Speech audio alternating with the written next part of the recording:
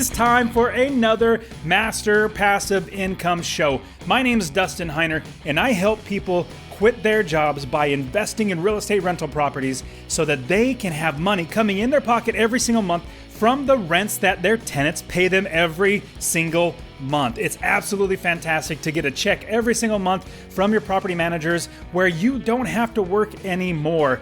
Now today, I'm going to be talking all about the cash-on-cash return of your investment that you're going to get when you buy your properties. Now, there are many different ways to calculate if it's going to be a good property or not, but here is a way that I love to find good properties and make sure that they are good properties that are going to be making me money, because what it comes down to is how much money comes out of your pocket to buy the property and how much money comes into your pocket after you buy the property. So we're going to be talking all about cash on cash returns and how to calculate them and how to make sure we find properties that have good cash on cash returns. All right, guys, now let's get started and start today's show. Let's do this.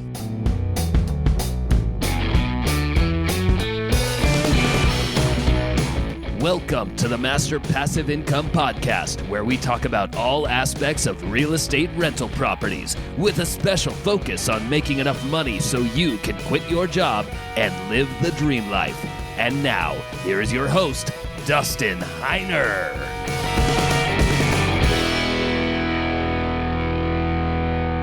Sweet. Now let's get started. Now in today's show, we're going to really look at cash on cash return. I know, well, I'm going to tell you right now, I am definitely not a numbers person. If somebody would say, hey, what's this plus this and times that and divided by this, I am not good at that. I'll tell you that even like my accounting class in college, I failed my accounting class. It was accounting 4A, accounting 4B. I failed 4A because I didn't really like it. I hated it. Now I could do all the work. I just didn't want to do it. It's like pulling teeth to have to do numbers and crunch numbers and all that sort of stuff. I went all the way through to calculus and I got done with calculus and I did that, but it was horrible. So I hate doing it. So that's why now I pay accountants to do all the number crunching. And so when I start looking at, calculators and cash on cash returns and the ROI or return on investments, these are ways to make sure that you're buying a good property that's going to be making you money every single month. Now, there are a bunch of different calculations out there that many people smarter than me have figured out, but there's only a few that I really stick to, ones that I really like. And this is one that I would say is something that's not hard to understand, not hard to learn, or even hard to calculate. And it's a very, very good one to make sure you have that in your arsenal of calculators and analyzers and ways to figure out if you're buying a good property or not. And along with the cash on cash return, I love also calculating the monthly cash flow. Now that's a little more in depth. There's a lot more to account for, like expenses and the income and vacancy factor and all these sort of things that you have to account for. So that's a whole other podcast episode all in itself. And also, I do talk about this in my free course. And I want to give you my free course. It's really super quick and easy to get to. Go to masterpassiveincome.com/free course. And in the description of this podcast, I'll put the link in there as well. Go to masterpassiveincome.com/free course and get your free course so you can get started. And I explain how to do, the calculations and everything in there. But today we're going to be talking about cash on cash return. There's also something else that I want to share with you. So I'm super excited about this new change that I did, or electrical change in my house. Now I'm going to pause this podcast episode for just a few seconds to see if you can hear anything.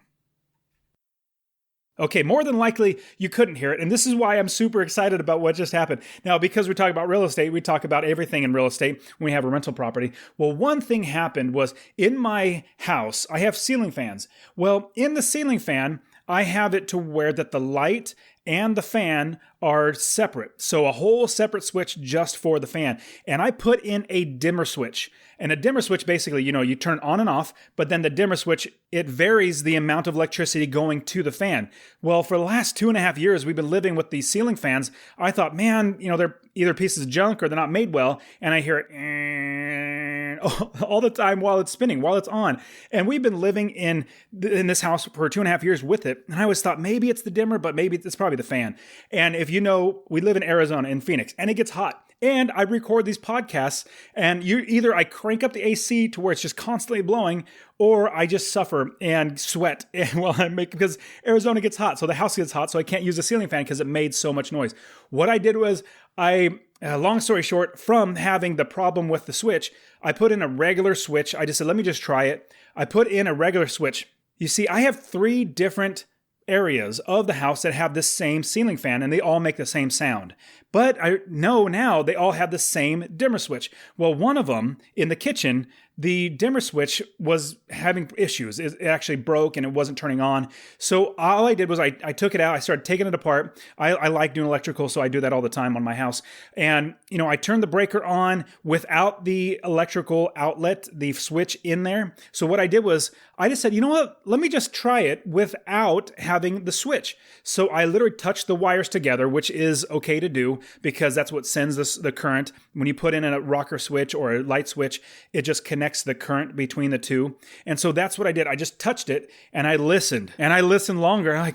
I'm not hearing that sound in that ceiling fan. So here's a tip. If you're using a dimmer switch that has variable, slides up and down, the amount of electricity gets sent to it, it could cause a problem to your ceiling fan. So I am super excited about that. I could actually record this podcast with the fan going so I don't get really, really hot. You might hear the wind blowing, but you don't hear that sound. So I'm super excited about that. Now, I want to give you that little tip. If your property manager goes to you and says, hey, they need a new ceiling fan, it's too loud, or your tenants come to you and do that, check that first. Check to see if it's a dimmer switch that might be making that noise. Now, with the cash-on-cash return, there is an easy way to actually calculate the cash-on-cash return. In fact, I have a calculator on my website that you can use. Now, when you go to the show notes page, it'll be there as well. You can use the calculator, and I want you to use this for every single property that you are going to buy. Walk through the process of doing the cash-on-cash return calculator, because in doing that, you're going to see what kind of return you're going to get. So for the podcast show notes, you're going to go to masterpassiveincome.com/66. This is the 66th podcast episode. So go ahead and go there, masterpassiveincome.com/66, and it'll be in the description as well. Now, when you get to this page, I have a lot of explanations. I have a lot of ways you can figure out how to calculate, and I even help you to understand what it's for. But that's what I'm going to be doing on this podcast. And I want you to use this calculator for everything that you buy, because it's really going to help you to understand what is the amount of money you're putting into the property versus how much money you're going to be making back out. Now, this is one of the critical criteria that I use in buying any property. So if it's going to be producing money for me, I need to make sure that I account for that. I need to make sure that I have the numbers. So I have this cash-on-cash return calculator that I always use. Now, by finding the cash-on-cash return for your property, you need to know a lot of different things about your property before you can even just use the calculator. Now, you'll figure out how much money you will get in return for the money you spent buying that property. So that's a whole lot said. Basically what it boils down to, how much money you put out of your pocket, like literally every penny that comes out of your pocket to acquire and buy that property, versus how much money that one property is going to make you in that first year. Obviously, when you work it out, you're going to have a percentage. Now, the percentage is going to come down to a low, high, middle, or it's whatever percentage is going to be. If you're just thinking, okay, what percentage should I go after? Is low better or is high better? Well, the way the calculator works out, the higher the percentage, the better, because the rate at which you're dividing the amount of money that you make versus how much money comes out of your pocket to buy the property and acquire the property, you want a high percentage on the back end. So if you have like a 6%, that's pretty low. So you're basically putting a lot of money in and putting a little bit of money back out, versus a 12% or a 10% or even as high as like 18%. So you want to make sure you're getting that as high as possible. And ways to do that, a pro tip would be lowering the cash that you're putting into the total deal, lowering the purchase price, by negotiating a lower purchase price, by cutting the title costs, by having the seller pay for the title fees, things like that. There's lots of ways that you can cut down on the total amount of money coming out of your pocket when you buy the property. Now, after I buy the property, remember, the tenants are the ones that are paying off the rest of that mortgage, all the interest, all the insurance that you have, the taxes, the principal, like the balance of how much you owe. The tenants are paying the rest of that, which is absolutely fantastic. So when you calculate the cash-on-cash return for their property, the higher the percentage, the better. The entire cash-on-cash calculation is between how much money you spend buying and fixing up the property, not just buying, but also fixing it up, getting it rented, versus how much money you will make on the property in 1 year. And it's actually very easy to get the cash-on-cash calculation for each property. Now, like I said, I have my calculator on my website. You can go to masterpassiveincome.com/66. You'll be able to get it there. Also in my resources page, I have it there as well. Now, here's the basic calculation you're going to do for your cash-on-cash return for one property.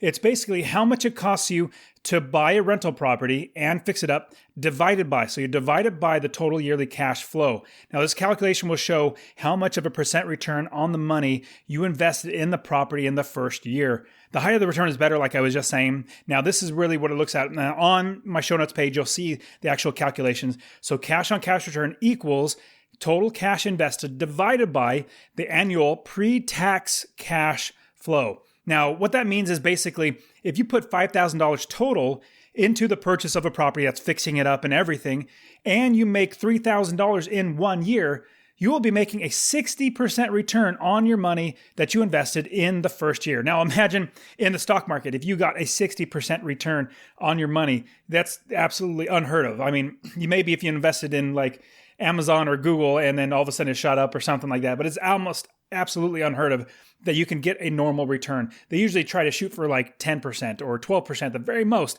So same thing. Now just imagine if you were buying a car. It might be easier to think of this if you're buying a car. Now, if you bought a car for $5,000 and then you sold it for an extra $3,000 for a total sell price of $8,000, well, you made $3,000. Well, it cost you $5,000 to buy it.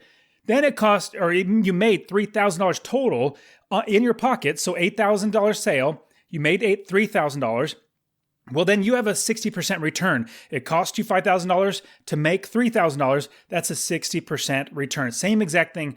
$5,000 divided by $3,000 equals a 60% cash on cash return. Now, if you're like me, all those numbers kind of go in and out of your brain. Some people might grab this and might be like, this is fantastic. Like I can easily do this in my brain. Well, it's not, it's really hard for me. So I actually have to have all this stuff written down and I have all these things on the show notes. Now, when you're using a cash on cash return, when you're looking at buying a property, what you want to make sure is that you are investing as little money out of your pocket as possible to have as much money coming in your pocket. Now, what coming in your pocket means is how much money you will be making in rents every single month. And then add that or multiply it by 12, and that will be your entire year. So let me give you an example. If you buy a property that makes you $300 a month, every single month, now that's after the expenses, that's after you calculated everything, that's cash flow, money coming into your pocket. Once you have that calculated, you realize, okay, I know I'm going to get, or at least I believe I'm going to get $300 every single month. Well, for 12 months, that's $3,600. $3,600 will be passive income coming into my pocket every single month. Now, let me look at how much money I'm going to be spending to buy this property. Now, if I look at, I'm going to buy this property for, let's say, a total out of pocket of $12,000. I have $12,000 coming out of my pocket. That is down payment, that's rehab, that's title fees, that's everything I'm going to be needing to pay in the first year. And let's calculate that out. If you do $3,600 divided by $12,000, then you get a cash on cash return of 30%. 30% is coming back in your pocket in that one first year. And remember, you're going to be owning this property year after year, so you're going to be making money over and over and over again. Now, like I said, this is just for the first year. You're getting a 30% return. Now, imagine the second year, you're making 30. Let's just make it simple. The next year, make another $3,600. That's going to be coming into your pocket from the rents. Well, that's $3,600 plus another $3,600. Well, that is $7,200. Now, if you had so after 2 years, let's see how much you would have. If you had $7,200 coming into your pocket every single month, you divide that by $12,000. Now that's what you first originally paid. Remember, your original payment was, how much you paid into the property was $12,000. Well, 30% is if after just 1 year. After 2 years, you're going to have a 60% return on your $12,000. And it just keeps going from there every single time you own the property. Eventually, you're going to get all your money back that you put into the property, not necessarily how much you bought the property for. Like, let's say you bought the property for $100,000. Well, if you put in 3.5% down with an FHA loan and you move out and you then can rent out the property, well, if you only put $3,500 down, you still owe $96,500 while your tenant is paying off that. So you only put in $3,500 to buy the property. And if you're making $3,600, well, in 1 month, 1 year, you have all your money back from that one property. Now, a big question I get from a lot of my students, a lot of my coaching students, as well as the students that are inside the Ultimate Real Estate Investing System that I have that coaches people how to do the exact same thing that I do. A lot of questions I get is, well, what's the best calculation that I can use? Or how should I make sure that, do you go off of cash on cash return? Do you look at the appreciation? What do you look at? And basically the easiest answer come down to two things. Number one, it is how much money that comes into my pocket every single month. That's the cash flow. Now, the cash flow is whole another calculation like I was just talking about earlier. Now, the cash flow is number one, but the second one, number two, is the cash on cash return. I want to make sure that I can put enough money back in my pocket that's going to pay for itself. Basically, I want as little money coming out of my pocket as possible and as much money coming back into my pocket as possible. Now, let me give you a list of the values that you're going to need in order to run this calculation. Now, the first one is you're going to need the total annual rents. How much money is that one property going to make in 1 year in total passive income? Now, it's not including all the expenses. Like, this is after everything. This is coming into your pocket before taxes, because taxes is another thing that you have to calculate, separately. But anyways, get the total annual rents. And how you do that is very simple. You get how much you're going to get per month. Let's say it's $300. You just multiply that by 12. If you know you're going to make $300 a month from one property because you've already ran all the numbers, you figured all the expenses, you have all that taken care of, and how much you could rent it for, it gives you a positive $300 in your pocket. Times that by 12, that is $3,600. So that's one you're going to need.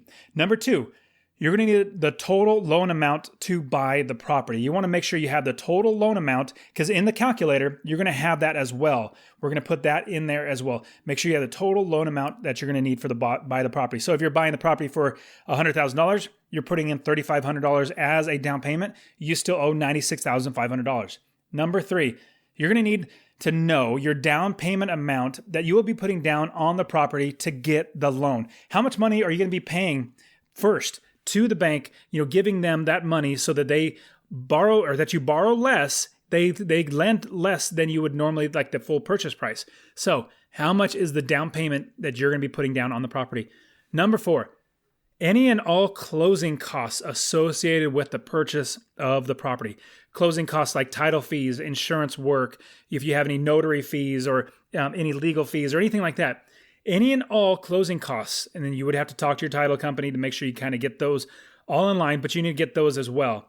There's some raw numbers you can basically put in there if you want, but I would say if you have any experience with title companies, just give them a call and say, hey, if I'm buying this house, what would the closing cost fees be? Just round numbers so I can plug it in. Now, the next thing, number 5, is seller concessions. Now, let's say that the seller is going to pay for all the closing costs. Well, that's a concession. Well, even though you have closing costs of, let's say, $2,000, the seller agreed, and then you put this in negotiation process beforehand, saying the seller pay all closing costs. If you do that, then you get a $2,000 credit, basically. So seller concession is $2,000 or whatever you have that. So make sure you have that as well. Number 6, any rehab or repair costs to get the property rented, basically in rent-ready shape. Any repair costs, anything, like even contractor fees, like any money that comes out of your pocket to fix up the property, that is what you're going to need. You want to make sure you have the total dollar amount. Number 7, any other costs that you incur before the property is rented. Now, let's say if you're just starting your business, you start an LLC like I teach all my students how to do. We start an LLC out of Wyoming. We get a registered agent. Well, those are costs involved. And those are things that you can add in there as well to see what it's going to be. Now, future properties, it's not necessarily going to have to account for that because you've already got all that stuff set up. You already have, your business accounts. You already have your LLC set up. You already have your registered agent. You already have all these things that you needed to set up in the first place. now that you have that, that's not going to necessarily be a cost. But I do personally account for those when I set those up for, if I invest in a brand new area of the country, a whole new state, a whole new city, that's a part of my process in buying the property. And that's the cash on cash return that I do. Now, once you put these numbers into the calculator, there's a total. It says total cash invested, and another one is cash on cash return percent. That these will be automatically populated for you. It will actually give that number to you. And as you're running the cash on cash return, the percent is what you're going to be looking at. The very, very bottom one. The percent is what's going to be giving you. Is it high? Is it middle? Is it low? Like, is if it's like 4%, that's really low. You're spending a lot of money to get very little back out. Not saying that's bad. Not saying that's a bad deal. Like I've told all my students, I'll tell you, that we invest for cash flow. If you're making $250 to $300 a month on a property, that's really good. Now, if you have to spend $100,000 to buy to make $300 a month, that's a lot of money that I don't know if that you want to spend that, or at least I personally wouldn't. I try to get that as low as possible. I mean, you're probably getting like a 0.3% return on your money if you did that. So I personally like to try to shoot for 12% or more. 10% is pretty low. 12%'s okay, getting up to 15 to 18. You really want to get as big of a return percent back to you as possible. Now, when you ask what is the cash on cash return and how can it apply, really all it boils down to is how much money comes out of your pocket and how much money comes into your pocket in the first year. Now, I'll give you one more analogy. If you buy Apple, like the stock Apple, like the computer company that makes iPhones and stuff, if you buy their stock and the total cost, including the fees, is $20,000 for that stock, like you pay a total of $20,000 for a bunch of stock, well, you would receive shares of Apple, the company of Apple, worth $20,000, that day. Now, if you sold the stock within 1 year for $22,000 because the value of the stock went up, then you made a $2,000 profit. It cost you $20,000 to then make $2,000, if you sold it. So the purchase price is $20,000, sell price is $22,000, total profit is $2,000. Now that $2,000 profit of the investment of $20,000 is a 10% return on your money, that you use to buy the stock. So that's not horrible. That's actually a really good rate of return. If you can make that much money, that's a 10% return on your money in 1 year. Now, the bad thing about stocks, and I'm not telling you to buy stocks, the bad thing about stocks is once you sell it, you're done. You can't make any more on that property on that stock. Once you have a property though, you'll make the return in 1 year because you have rent coming in. If you sell a stock, well, you don't own the stock anymore. The only way you can make money is if you sell it. Well, you can't rent out a stock, but what you can do is you can rent out your rental property, and that makes you money every single year over and over and over again. Now, with the cash on cash return, I have that calculator for you. Go ahead and use it. I want you to use it. It's out there for free. Definitely you want to use that. And this is something that you're going to be able to make sure that you're finding and buying a good property. And this is just another calculation that you're going to be using to analyze a property. Now, if it has, like I've said in the past, if it has a low cash on cash return percent, it's not necessarily something you should necessarily pass on. This is just another way so you can analyze property to property and see what property compares to another property, which one's better. And so, in my opinion, this is a great calculation for you guys to use. All right, guys, I hope this has been eye-opening. I really hope that you are able to use the cash on cash return calculator, find and buy good properties that are making you money, making you a good return every single year on the money that you have invested in the property. Now, for everybody out there, get out there and get my free course, masterpassiveincome.com/free course. Get started investing. If you haven't started, what are you waiting for?